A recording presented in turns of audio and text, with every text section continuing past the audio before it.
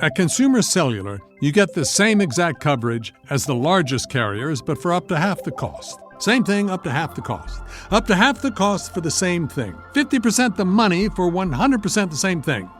I hope I'm making myself clear. Consumer Cellular. When freedom calls, we're here to answer. Call us at 1-888-FREEDOM. Half the cost savings based on cost of Consumer Cellular single-line 5GB data plan with unlimited talk and text compared to lowest cost single-line postpaid unlimited talk, text, and data plan offered by T-Mobile and Verizon May 2023. Get the home field advantage every time with Fairfield by Marriott, official hotel partner of the NCAA. Whether you're a student athlete working toward your championship dreams or your team's biggest fan, Fairfield by Marriott has everything you need to get ready for game day. From comfortable guest rooms to complimentary hot breakfast, Fairfield is part of the Marriott Bonvoy portfolio of hotels and official hotel partner of the NCAA. Visit fairfield.marriott.com to book your next game day stay. At Grainger, we're for the ones who specialize in saving the day and for the ones who've mastered the art of keeping business moving. We offer industrial-grade supplies for every industry with same-day pickup and next-day delivery on most orders, all backed by real people ready to help. So you can get the right answers and products right when you need them. Call, click Grainger.com, or just stop by.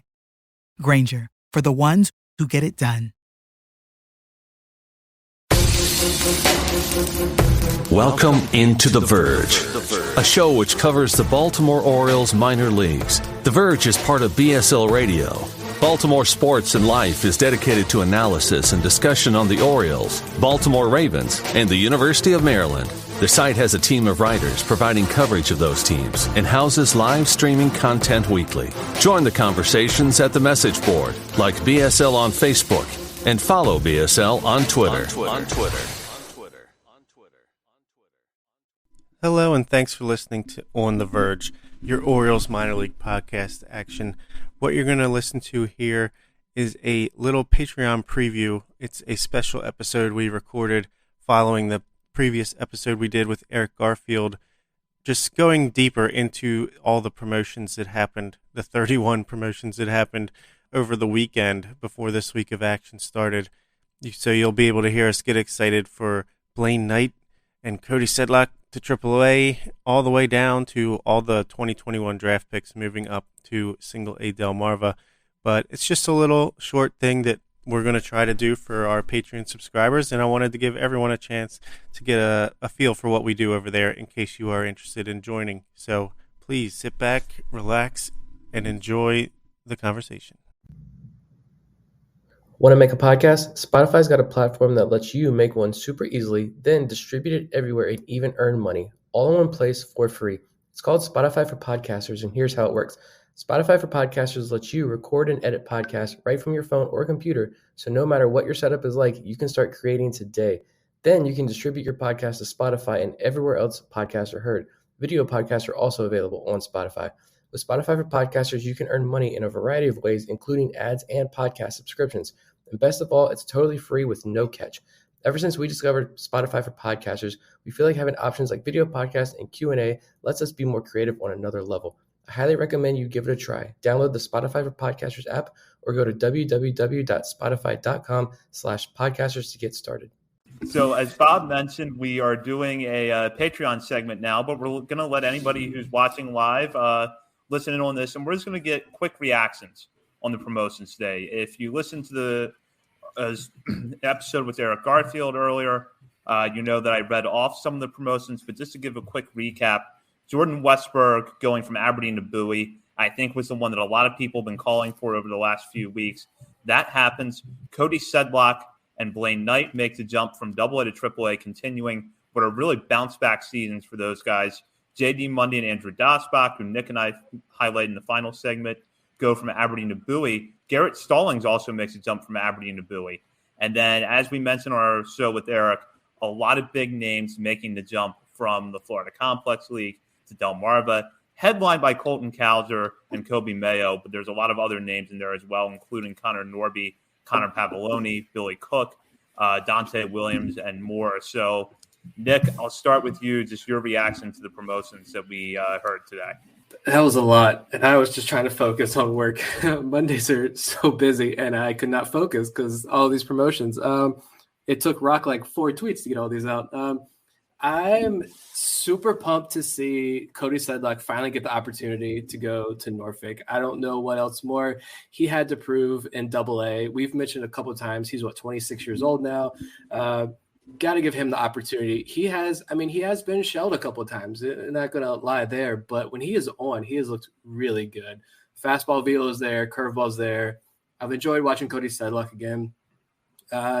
I think there's some comments there about Blaine Knight. Blaine Knight for sure. This is his second promotion already this year. And he was a guy that, let's be honest, we probably all pretty much written off after that 2019 season. And that stuff, the movement on the fastball, like you can even see it on a Bowie broadcast. I mean, that's how good it is. The Aberdeen to Bowie bunch, Garrett Stallings is the big one for me. I think Jordan Westburg is a given. So Stallings was the big one for me because we've talked about so many times about how easily guys have transitioned, specifically pitchers from Aberdeen to Bowie. And Stallings, the home runs have been an issue, but the walks haven't been an issue. The home runs, he's been a little bit unlucky. The ground balls have been huge. So I'm extremely excited to see what Garrett Stallings can do now that he's under the Justin Ramsey tutelage there. And really, Delmarva to Aberdeen, I think I tweeted this out earlier. Just so many good stories there. Noah Denoyer is a guy who I've come to really enjoy watch pitch this year. Undrafted after 40 rounds in 2019. Gene Carmona is having a breakout season. He's making me a believer, which was really hard to do because once we finally saw where he was going this year, I honestly didn't really have much interest in watching him play. I thought he was just roster filler. He's clearly not. And Lamar Sparks, my guy, always have to shout him out. 2 promotions for Lamar Sparks as well. Great to see after all the injuries he's had to overcome. Yeah, today was overwhelming, to say the least. I'm sitting here trying to write my articles, and all I can think about is, wait a second, who was promoted again? Let me make sure I got this all in my head. It was a lot, like Nick said.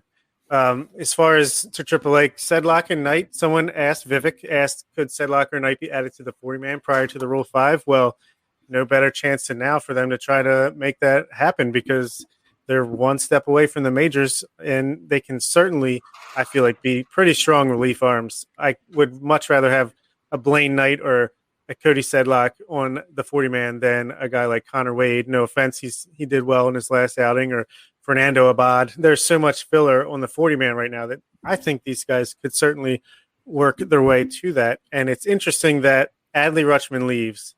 Cody Sedlock and Blaine Knight suddenly have bad weeks. Coincidence? I think not. They're back with their boy, and they're going to get back on track for the rest of the season. Going up to AA, Jordan Westburg, obviously a highlight. This guy, if he's not on top 100 lists by the beginning of the next season, something's wrong because he's been a stud every stop of the way, and I don't see it stopping anytime soon. I saw our buddy Matt Blood, friend of the show, was on Steve Majewski's blog, had some quotes on there about how they think that Westburg can stick at shortstop, and they're going to keep putting him out there until he proves them wrong. So that's pretty exciting. JD Mundy and Andrew Doshbach both up. One will be a DH, one will be a first baseman. Someone maybe could play a corner outfield, Tyler Nevin style, but just good to see, them get taken up. And again, JD Mundy, he's like becoming a legitimate first base prospect, which there's not too many of them. Garrett Stallings, like you said, I just want to see him get under the magical hands of Justin Ramsey and what he could possibly do. I have a feeling all of a sudden he's just not going to give up home runs and he's going to be an ace. Who else was it? Lamar Sparks and Gene Carmona up to Aberdeen. That is just so cool to see. I mean, I don't know. It might be too big of a jump right now, but it's just cool to see that they at least have as much faith in them to get them up there, even if it's just to make room for these draft picks at Delmarva. But so cool to see. Houston Roth has got to be thinking, what do I have to do to get promoted? Literally 30 people promoted today, and he's not one of them, despite pitching very well at Delmarva. But there's only so much spots on the roster. Yeah, I want to go back to Sedlock for a minute in the Rule 5 draft. Sedlock has slipped through 2 Rule 5 drafts without being protected on the 40-man roster, without being picked up by anybody else. I don't think that's going to happen a third time. So the Orioles are really going to have to weigh that decision. And I think that Bob brought up a good point, which is, we know the Orioles are going to need a lot of pitching help over the last few weeks of this season. Why not go ahead and make the move now with Knight or Sedlock to get them up there and get them some innings in the major leagues, even if you're just doing, a few relief outings in September. Yeah, it's a shame that the 40-man or the September expansion doesn't go all the way to 40 anymore, and it just goes to 28. We could have literally all 40 guys up here. Yeah, that's going to be a show that I'm very much looking forward to when we kind of sit here and dissect all the Rule 5 eligible guys, because there are so many. And I think with Knight and Sedlock, this is a perfect opportunity for them. And I'm not going to say it's their last opportunity with the Orioles. It's probably not, but I think if you want to be protected this winter, this is your opportunity. You're in Norfolk now, where they have 2 months, basically almost 2 months now, to pitch at the AAA level and prove whether you've got it or not.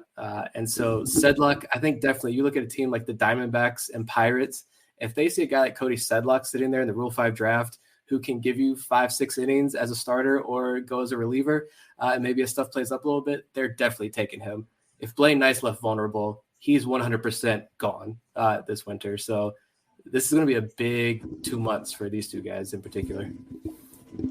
Yeah, absolutely. And I do want to touch on Kobe Mayo for a minute, because I think we're all kind of on the same page just a few weeks ago that we thought that he'd finish the year down in Sarasota, and that wasn't a bad thing because of how young he is. You let him dominate. Now he's put himself in a position to not just get to Delmarva, but if he does this at Delmarva, he's starting at third base next year for Aberdeen, if you really think about it. So he has played so well, and I feel like it's flown under the radar. Maybe it's because he's down in Sarasota, not getting a lot of attention, but he is just putting together such a good year. And I liked what Eric had to say about his defense. I like what I've seen, a little bit of it, but he really is a guy that should be shooting up the prospect rankings next year. Yeah, talk about another guy who could creep onto some top 100 lists coming up relatively soon as we start to see these graduations. I think that's the thing and maybe this could be a segue into the farm system rankings that have come out in the last couple of weeks. And I think MLB Pipeline should be out this week as well. But the depth of this system is there's going to be guys like this who obviously Mayo was pretty well regarded from the very beginning. But when we lose the Rutschmans, the Halls, the Rodriguez of the world, there's going to be guys like Gene Pinto and Jordan Westburg who are there to take their place. And with the depth and the floor of the farm system that's being raised, it's just pretty exciting that there's always going to be someone who's splashing onto the scene every year. Yeah, with Mayo, I just think that you do watch those video clips and you don't see a lot of mistakes. And I know, Eric, it's the same with us. Like when we're cutting up clips and stuff to put on Twitter, like we're not going to show Gunnar Henderson making 2 errors on a night, but we're really going to show the positives. But you do see a lot of really smooth defensive plays there with Kobe Mayo. And I love everything you hear about this kid, from his personality to his work ethic and everything in between, everything Eric said today. This is a guy who we had Stephen Loftus on last year talking about the draft stuff, where he said Kobe Mayo was his guy in that 2020 draft. That's why you went with Kerstad, to get Mayo. And the Orioles got their guy there. And I think it's just because no one's seen him. And places like MLB Pipeline, they're really hesitant to put the teenagers, the younger kids, on their top list. They want to see guys perform. Whereas Baseball America might be a little bit more aggressive. MLB Pipeline is not. Once they get a whiff of him in Delmarva over these last 5 weeks of the regular season, Kobe Mayo is definitely a guy who's sniffing around the top 100 if he shows out these last couple of weeks. And he doesn't look like a Ryan Mountcastle type of third baseman where the motions or the actions, they're athletic, they're natural, they're smooth, they're not herky jerky. Oh, you can tell they're thinking about what they're doing as they're doing it. Whether he can stay there or not, it doesn't appear like it's that kind of situation. Yeah, that's a good point. I mean, on pure arm strength alone, Mayo is ahead of Mountcastle and really a lot of the other, I would say even a lot of the third basemen that are in the system now, just on pure arm strength. Mayo is, leaps and bounds ahead of those players, but the footwork, the athleticism, everything you see at third base with his actions, it's pretty smooth. Yeah. And like Bob said, too, if you're talking about these now being ranked number 2 in baseball, as far as the whole organization goes, when those top guys do leave, and we never said, Michael Hernandez and Samuel Basalo, the young international guys, driving that point home again that, Adam Pohl tweeted out earlier. None of those guys are really being talked about at all because they're 16, 17-year-olds right now. As long as they continue to develop and they develop well, those guys are going to be top 100 prospects or sniffing top 100 status for sure, based on everything that we've seen about them. And the next international class, we've already been connected to one of the top 10, 15 guys in the international rankings. The Orioles are going to keep spending that money internationally. These drafts, like it or not, Cowser is a top 100 guy. Like, agree with the strategy or disagree with the strategy, the Orioles had a plan and they stuck to it, and they're able to stockpile this farm system with high floor hitters that are going to continue to climb up these rankings. And so I just think that, yes, we're really optimistic about this farm system, but clearly national outlets from the national perspective, they agree that this farm system is it's a deadly one to be reckoned with. Yeah, Fangraphs. You could call us the one right now. Oh, go ahead, Bob. Well, no, it wasn't going to be anything important, but I was going to say you could call us the Lollipop Guild, the super positive people putting our orange-colored glasses on. But to me, I just feel like we've seen this coming now for a year and a half, and I just think we're a little bit ahead of everybody. And there's clearly good reason why we're so excited about this. And one day, everyone will catch up to us and get on the same page. Exactly. Yep. Fangraphs has the Orioles at number 1 right now. Baseball America has them now at number 2. Farm system rankings, by the way, that's the highest Baseball America has ever ranked the Orioles in, I think, the 30-some years they've been doing prospect rankings. Jared Kelenic already graduated, correct? I think so. Well, if you get him graduated and Logan Gilbert, then, hey, maybe we can make a push for number 1. Yeah. And I just see that, I think it was Vivek who put that comment up earlier. The Adley Rutschman effect is real, and it is real. And we're watching that in Norfolk right now. They went 5-1 against Memphis last week, a team that just throttled Norfolk the last time they played. Kyle Bradish looked amazing the other night. He has been on fire. The outing before that was a relief appearance. He came in from Bruce Zimmerman, only 3 innings, but I don't think he gave up any runs there. He's looking really good.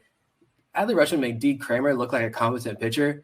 And for me, I'm done with Dean Kramer, to be honest. I know you guys aren't, but for me, I can't anymore with Dean Kramer. I'm just going to be completely honest there.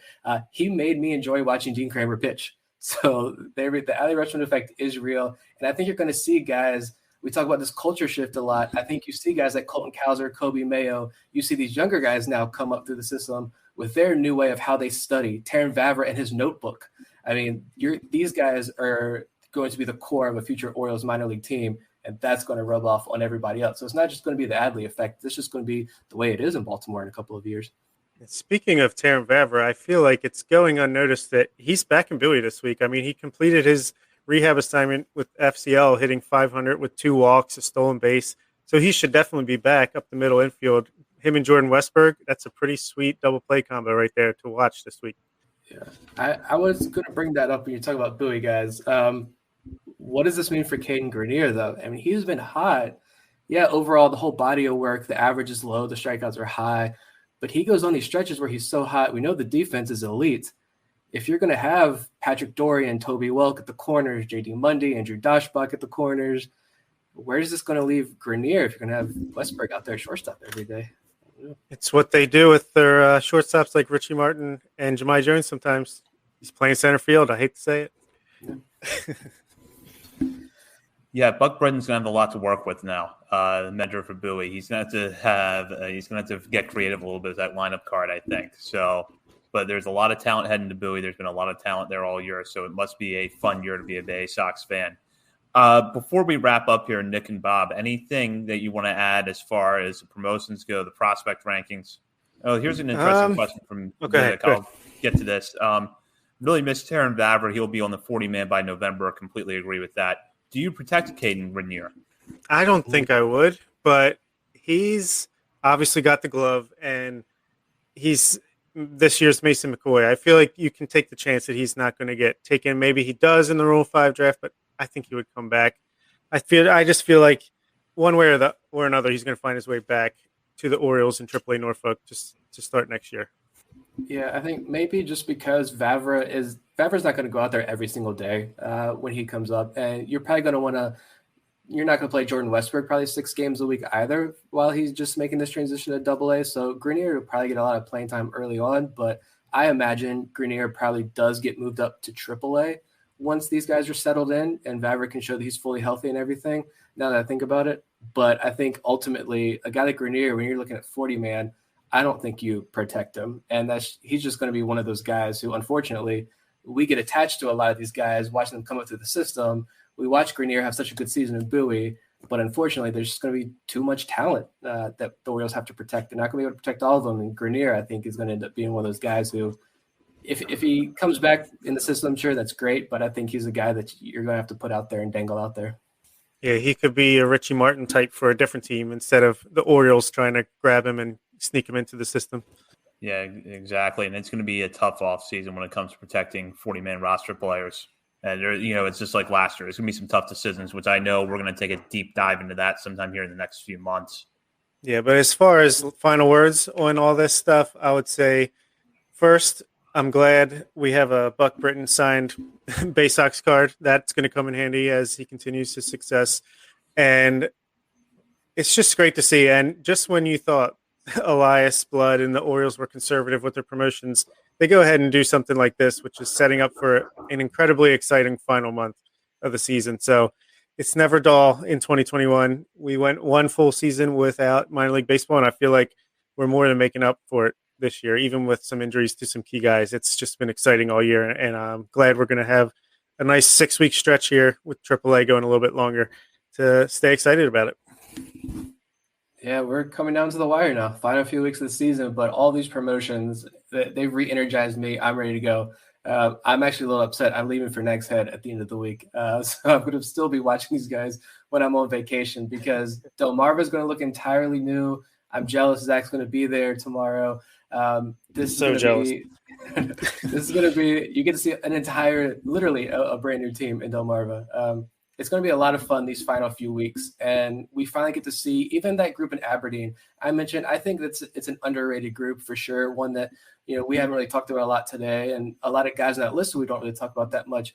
But this is another opportunity over these last few weeks where we're going to see guys rise or fall. And it's been fun. I hate to see guys fall and falter and prove that, they aren't going to be able to cut it in this organization. But we got to see if these guys can do it or not. And we're reaching another major milestone here with a lot of these guys and the next step in their development. And that's fun.